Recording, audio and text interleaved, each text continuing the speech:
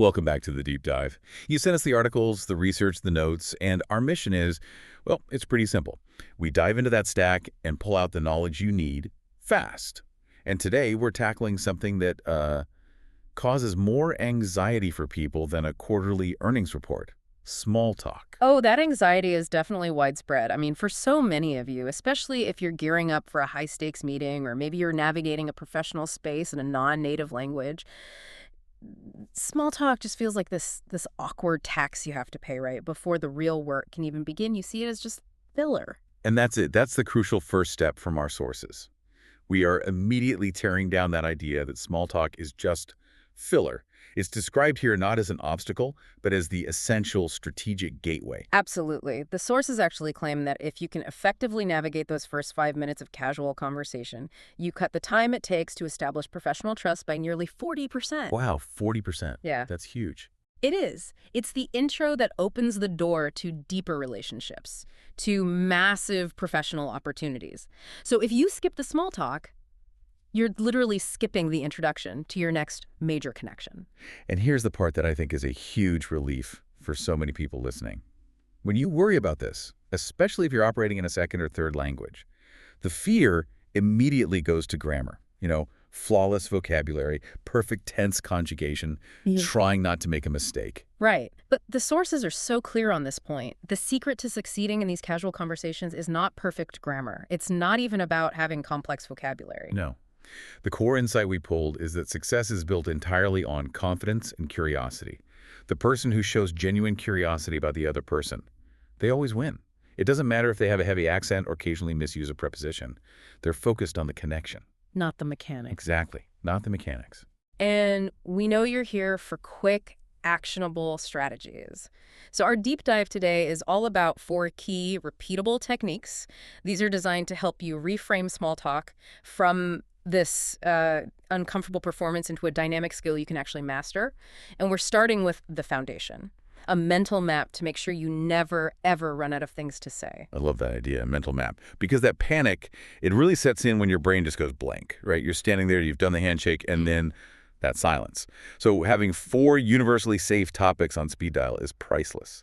And this is that simple, memorable system known as F.O.R.D. F.O.R.D is basically a topic delivery system. It's designed to relieve that cognitive overload. It means you don't have to generate some brilliant original thought under pressure. You run down the acronym until you find some common ground. Okay, let's walk through the categories. And I think more importantly, the specific questions the sources recommend, because how you frame the question is everything. So F stands for family and friends. Mm-hmm. And this is approachable, it's personal, but you have to respect boundaries. You don't want to ask these deep, complicated questions about someone's life right out of the gate. So the question from the source material is perfectly calibrated. It's just, do you have any family in the city? Right. It's localized, it's easy to answer, it opens the door without demanding a life history. Very low stakes. Now, O is for occupation. And this is where I think most people get stuck. They just ask, so what do you do? Which is, let's be honest, it's boring. And for some people, it can be a sensitive question. What if they're between jobs? Or maybe their current role doesn't feel that fulfilling? The secret here, according to the sources, is to move the conversation from a stale title to a topic of engagement. So instead of what do you do, the suggested question is, what are you working on lately? That's the one. It implies forward momentum, curiosity about their current energy, their passion. It's about the project, not the position. Okay, that sounds great, but let me push back on that just a little bit. If I just met someone at, say, a cocktail hour, asking, what are you working on lately? That can sometimes feel a bit intense, like I'm asking for a quarterly update or something. Is there a lighter way? That is a very fair point. And context definitely matters. If you're in a purely social setting, yeah, you might soften it. Maybe something like, so what's been keeping you busy these days? Okay, that feels better. But if you're in a professional setting, the directness of what are you working on lately is actually valued. It signals that you see their work as dynamic and important. But the key in both cases is that shift from past accomplishment to current focus. Got it. Okay, next up is R for recreation. This is all about the fun stuff. Sure. We're focusing on what they do to recharge. And crucially, we keep it forward-looking and light. You want to avoid any topic that could lead to complaining. If you ask, how was your weekend? They might just launch into a 3-minute rant about traffic or a chore they had to do. Right, so the recommended question focuses on what's coming up. Do you have any plans for the weekend? Yes. Or if it's, say, a Tuesday, looking forward to anything specific coming up, Mhm. this lets them talk about something they're actively anticipating, which injects positive energy right into the conversation. And finally, we get to D for dreams. Now, this is the one that gives people pause. Are we really supposed to ask a total stranger about their deepest life goals? No, not at all. The sources define D as approachable aspirations. It's that if money were no object territory, but you keep it light. And travel is the perfect example. It's a pleasant fantasy, and it requires no real vulnerability. So the recommended question is, Yeah. ideally, where would you like to travel next? Exactly. It lets them share something aspirational and pleasant, and it just opens up this huge conversational territory that you can almost always connect to, even if you've never been there. The real takeaway here is that you, the listener, now have 4 clear, distinct, non-threatening territories mapped out the second a conversation starts. Having that Ford map is great, yeah, for starting and for navigating a new topic. Yeah. But what about the middle of the conversation? Once we have a topic, how do we stop the dialogue from just dying? Because I'll admit, I fall into this trap all the time. I get a little nervous, and I just ask a dead-end question. And that's where the sources move us from topic selection to question structure. This is our second core technique, and it's all about avoiding what we call conversation killers. The conversation killer.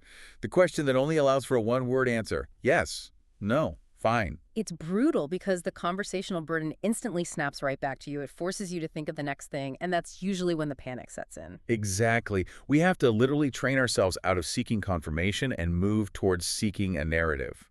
I Yeah. mean, think about the classic Monday morning exchange. You walk up to a colleague. And I instantly say the bad example. Did you have a good weekend? And they say yes. And that's it. Dead end. I've killed the conversation in 3 seconds. But if you just tweak the structure, you mandate a story. You shift the obligation from you having to generate the next question to them having to share a detail. So if we use that recreation topic from Ford, the contrast is so stark. Instead of, did you have a good weekend? You ask, what was the highlight of your weekend? The difference is night and day. Highlight forces them to pull up a memorable, positive detail. A meal, a game, a moment with family. They're now telling a mini narrative, and that narrative is just filled with crucial follow-up hooks. And that is why it works. Open-ended questions make the other person feel valued because you're asking them for substance, not just confirmation. You are, in effect, telling them, I believe you have an interesting story worth my time. And if they answer, the highlight was trying a new restaurant downtown, I now have 4 immediate ways to follow up without using any complex English. Oh, what kind of food was it? What did you order? Who'd you go with? Would you recommend it? It just creates a genuine chain reaction. It creates conversational momentum, and the energy is focused on the other person's experience, not on your own performance anxiety. And that is such a critical psychological shift. Okay, let's talk about the genuine panic moment, though. You've used F.O.R.D, you've asked an open question, they're talking, and then suddenly maybe the music gets loud, or your mind just goes totally blank, and you just can't formulate a follow-up question in time. This is where our third technique comes in. It's designed for exactly that moment of linguistic or auditory failure. The sources offer this really high-leverage tactic that requires zero complex English and minimal mental effort. They call it the echo effect. This is such a powerful, practical tool. The technique is literally just repeating the last 2 or 3 key words the other person said, but with a rising, inquisitive tone. It's like hitting a gentle verbal rewind button. It's so multifunctional, it buys you time, it confirms you are listening, and most importantly, it gently prompts them to elaborate on the very last thing they said. Let's run through the exact scenario from the source material because it shows how effective and low effort this is. All right, so speaker A is talking quickly, maybe a little distracted, and says, I've been absolutely swamped lately dealing with the new merger. And you, having just blanked on a follow-up, you simply latch onto the key phrase and you turn it into a question. The new merger. And speaker A, without missing a beat, they just take that opportunity to elaborate, yes, we're combining teams next month, and the logistics are insane. And just like that, they've given you 3 new facts and continue the conversation, all because you repeated 3 words. The beauty of it is that it completely disguises your momentary lapse. To them, it looks like you were so engaged by that last point that you immediately wanted them to expand on it. It requires no new vocabulary, just active listening and mirroring. It is the perfect tool for ensuring you always have an effortless way to keep the ball rolling. It really is a genius piece of communication design, honestly. If you're worried about speaking fast enough or keeping up with native speakers, this buys you those crucial seconds. Seconds to process what was said, formulate your next move, or maybe even just deploy the echo effect one more time if you have to. Okay, so we've discussed topics, question structure, and the recovery technique. Now we have to address the atmosphere itself, the dreaded silence. We all know that sudden spike of internal panic when there's a pause in the conversation. And our immediate anxious impulse is to fill that void, usually with nervous, rambling chatter. And that's usually when people make their biggest mistakes, either linguistically or socially, just by rushing to fill that gap. The sources give us a really critical reality check here. A pause is normal.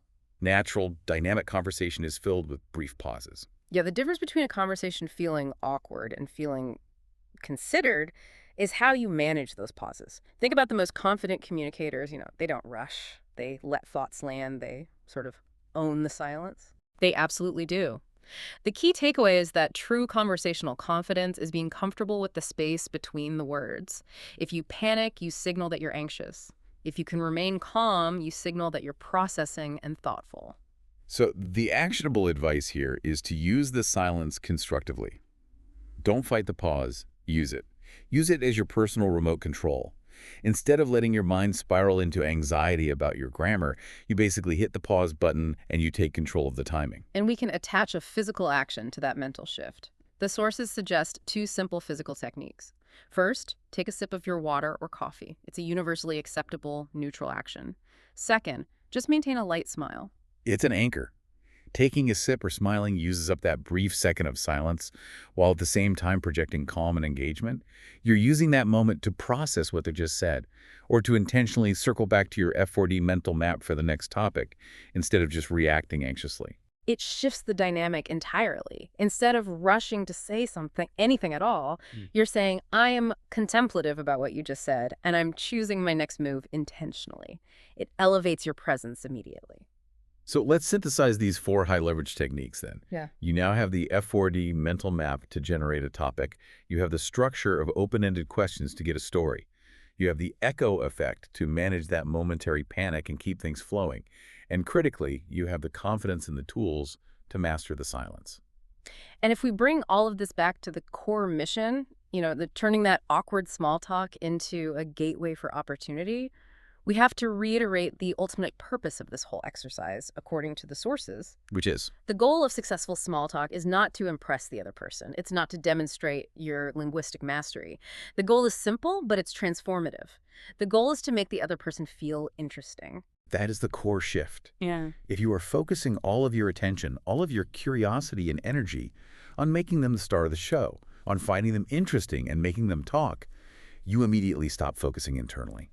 You stop focusing on your own fear, your own grammar, your own performance anxiety. Precisely. If your focus is outward, your English or whatever language you're using, it will naturally flow better. The psychological pressure is just taken off your speaking performance and it's placed entirely on your listening and prompting skills. You're shifting from being an overwhelmed actor to a confident director of the conversation. Small talk is absolutely a skill, just like any other, that can be mastered with these simple, repeatable tools. Use the F.O.R.D system to get started, use the echo effect to seamlessly keep the ball rolling, and use open questions to make them feel fascinating. You are now equipped to navigate these situations with strategic calm.